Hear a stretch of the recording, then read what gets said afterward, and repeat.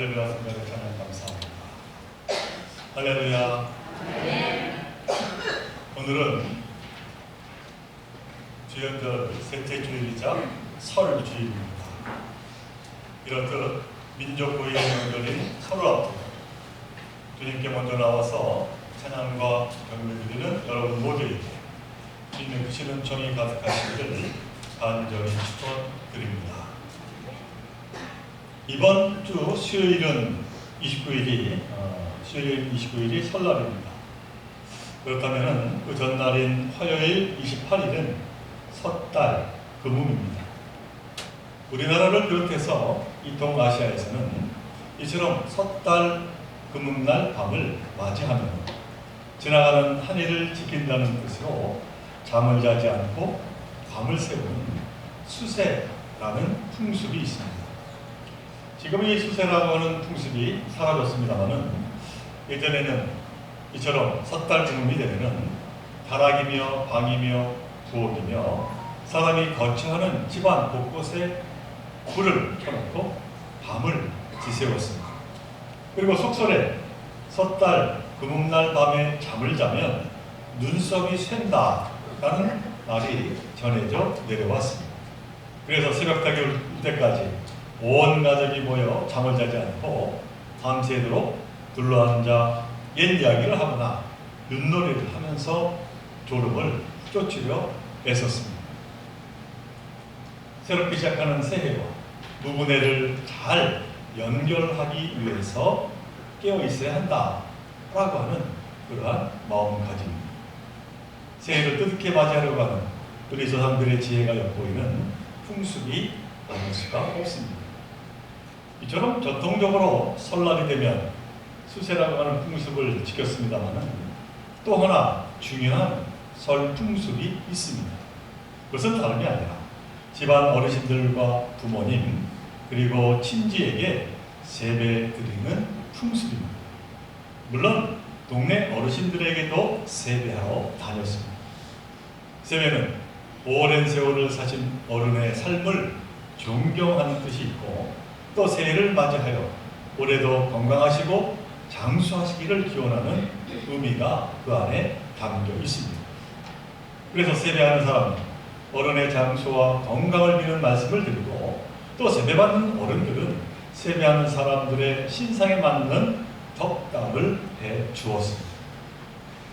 그러나 요즘 설날은 명절이 아닌 휴일로 여기는 경향이 참으로도 많습니다. 그래서 가족이 꼭 모이지 않아도 된다고 하는 의견이 10명 중에 무려 7명에 이른다고 합니다. 그러다 보니 어른에게 세배하는 풍습도 점점 사라지고 있습니다. 참으로 아쉬운 일입니다. 말하기는 이번 설날에 부모님에게 그리고 집안 어르신들에게 세배하며 새해 소망을 함께 나누며 덕담으로 정이 넘치는 시간을 만들어가는 여러분 되었으면 좋겠습니다. 이 같은 마음으로 함동진 시인의 복주문이라고 하는 시를 하나 소개해봅니다. 설날 아침 엄마 아빠께서 주신 덕담 내 마음속에 평생 사랑 주머니 달고 다녀라. 언제나 따스한 사랑을 가득 채우고 사랑해 주신 사람 만나거든 나누어 주어라 하는 시입니다. 이 같은 시인의 마음이 여러분들 모든 마음속에 함께 자리하기를 다시 한번 소망합니다. 저는 오늘 설교 제목으로 그리스도인의 복이라고 택했습니다. 여러분은 복이라고 하는 것을 무엇이라고 생각하십니까? 물론 다양한 대답이 있을 수 있습니다. 어떤 분은 가족 모두가 건강한 것을 복이라고 생각하기도 하고 또 어떤 분은 바라는 것이 이루어지는 것을 복이라 그렇게 생각하기도 합니다. 또 어떤 이들은 복권에 당첨되는 그런 행운이 복이라 여기는 분들도 있습니다. 사랑하는 성도 여러분, 여러분이 생각하는 복이란 무엇입니까? 과연 성경이 말하는 복은 무엇일까요? 더 나아가 우리 그리스도인들은 복을 어떻게 생각해야 하는 걸까요? 이 복이라는 한자는 올 시자와 찰 복자가 합쳐진 것인데, 이 한자를 통해서 이 복의 뜻을 살피면은 사람의 힘을 넘어서서 하늘로부터 주시는 행운이라는 뜻이라고 합니다. 그리고 여기에는 넉넉하다라고 하는 뜻도 함께 가지고 있습니다. 그러니까 우리가 인생을 살다 보면 제 뜻대로 되지 않는 경험들을 많이 하게 되는데, 그런 한계를 넘어서 하늘로부터 내려오는 행운으로 넉넉한 삶을 살아가는 것이 복이다 라고 하는 것이죠. 그래서 사람들은 전부 다 이와 같은 복을 받기를 원하고 또 이것을 빌며 살아갑니다. 자, 그런데 이 성경이 말하는 복, 특별히 믿음의 조상이라고 불렸던 아브라함이 받았던 이 복은 두 가지 점에서 세상에서 말하는 복과 다른, 다시 말하면 이 복을 뛰어넘는 아주 중요한 의미를 담고 있다라고 하는 사실입니다. 자, 그렇다면 아브라함을 통하여 성경이 말씀하시는 이 복이라고 하는 것은 과연 무엇일까? 이것을 함께 나누며 은혜 나누는 시간이 되었으면 합니다. 일반적으로 세상 사람들은 자기가 또는 자기 가족이 복을 받으려고 합니다. 그런데 이 아브라함은 복의 근원이 되었다라고 하는 것이죠. 그러니까 자기만이 아니라 자기를 통해서 다른 사람들까지도 복을 받게 하는 그 복의 삶을 살아내었다라고 하는 것이죠. 오늘 본문 18절의 말씀입니다. 아브라함은 반드시 크고 강한 나라를 이룰 것이며 땅 위에 있는 나라마다 그로 말미암아 복을 받게 될 것이다. 그러니까 진짜 복이란 혼자 누리는 것이 아니라 남과 함께 누리는 것이고, 참된 복은 남이 복을 누리도록 내가 그 복의 근원이요 통로가 되는 것이라고 오늘 성경은 말씀하고 있는 것이죠. 이것이 아브라함을 통하여 전하는 복의 첫 번째 의미입니다. 사랑하는 우리 종교 성도 여러분, 보통 우리가 사람을 사귈 때 그 사람을 통해서 내가 무언가 이익을 얻으려고 하는 것이 일반적이라면, 내가 상대에 도움이 되겠다고 하는 것이 바로 우리 그리스도인의 복된 삶이라고 하는 것을 기억해야 될 줄로 믿습니다. 내가 가는 곳마다, 내가 만나는 사람마다 나로 인해 복을 누리게 될 때 그 보람과 기쁨은 무엇과 비길 수가 없게 될 것입니다. 그 다음 두 번째로 아브라함이 누리는 이 복은 하나님이 무조건 부어주시는 것이 아니라 하나님의 정의와 공의의 토대 위에서만 가능하다, 그렇게 말씀하고 있다는 것이죠. 오늘 본문 19절의 말씀입니다. 내가 아브라함을 선택한 것은 그가 자식들과 자손을 잘 가르쳐서 나에게 순종하게 하고 옳고 바른 일을 하도록 가르치라는 뜻에서 한 것이다. 그의 자손이 아브라함에게 배운 대로 하면 나는 아브라함에게 약속한 대로 다 이루어 주겠노라. 이 말씀은 그러니까 아브라함이 복의 근원이 된 것은 옳고 바른 일, 곧 의와 공의를 하나님에게서 찾았기 때문이라는 것이죠. 아브라함은 하나님께서 가르쳐 주신 대로 살았고, 특히 자녀들을 그렇게 양육했습니다.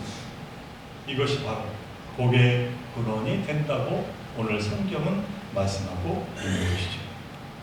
그래서 세상의 상식은 고향에 머물러 거기에서 평안하게 사는 것이 복된 일이라 했지만, 아브라함은 여호와 하나님의 말씀에 순종하며 지시한 땅으로 모험을 떠났습니다.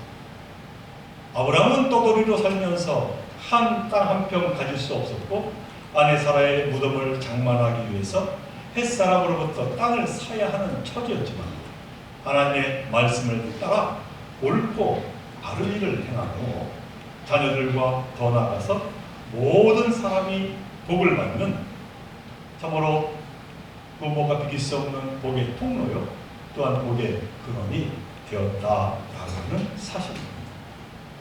그러므로 사랑하는 조국교사 여러분, 아브라함과 같이 하나님께 순종하며 말씀을 따라 옳고 바른 일에 매진하시기 바랍니다. 그런데 하나님은 복의 복을 더하여 주실 줄로 믿습니다. 특별히 오늘 우리에게 주신 말씀을 기억하며 우리 자식들과 자손을 잘 가르쳐서 하나님께 순종하게 하고 옳은 길, 바른 길로 가도록 가르치시기를 바랍니다. 그럴 때 하나님은 아브라함의 약속한 것처럼 자녀들에게 놀라운 축복을 더하여 주실 줄로 믿습니다. 자, 그러나 우리의 문제는 이 같은 일은, 이 같은 진리를 따르며 산다라고 하는 것이 실질적으로 너무나도 힘들고 어려운 일이라고 하는 것이죠. 생각은 꿀뚝 같지만 행동이 따르지 못한다는 겁니다. 이 이스라엘 백성들을 보면 성경에서 우리가 눈이 보게 됩니다만 늘 그러한 모습을 보여주고 있음을 봅니다. 특별히 시편 20편의 말씀 보면 이 같은 인간의 나약함을 잘 표현하고 있는 구절이 나오고 있음을 봅니다. 시편 20편 7절 전반부의 말씀입니다. 어떤 사람은 병고 어떤 사람은 말을 의지하나니 하는 말씀. 이 말은 그러니까 전쟁에 나아가는 왕은 전차와 기마가 절실하다는 것이죠. 강한 군사력이야말로 전쟁에서 승리를 보장해 준다는 겁니다. 바로 이것이 세상의 지혜이고 당연한 상식입니다. 오늘날도 이 같은 입장은 변함이 없습니다. 지금 세상은 여전히 돈과 권력과 그 같은 힘이 나에게 성공을 보장할 것이라고 말하고 있습니다. 아니, 이 같은 힘을 얻는 것이 곧 성공이라고 가르칩니다. 자, 그런데 더 큰 문제는 우리 믿는 자들도 이 같은 세속적인 가치관에 매여 살아가고 있다는 것이죠.